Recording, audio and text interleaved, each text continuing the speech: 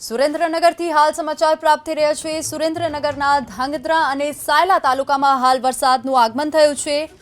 સાયલાના ધાદલપુર, ધમરાસડા આ તમામ ગામમાં હાલ વરસાદનું આગમન થયું છે। સાયલાના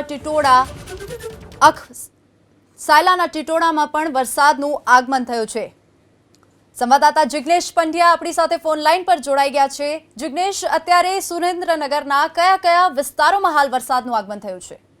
જી, ખાસ કરીને વાત કરીએ તો સુરેન્દ્રનગર જિલ્લાના ધાંગધ્રા તાલુકા અને સાયલા તાલુકામાં હાલ બપોરે અસહ્ય ગરમી બાદ અચાનક વાતાવરણમાં પલટો આવવાથી વરસાદ શરૂ થયો હતો।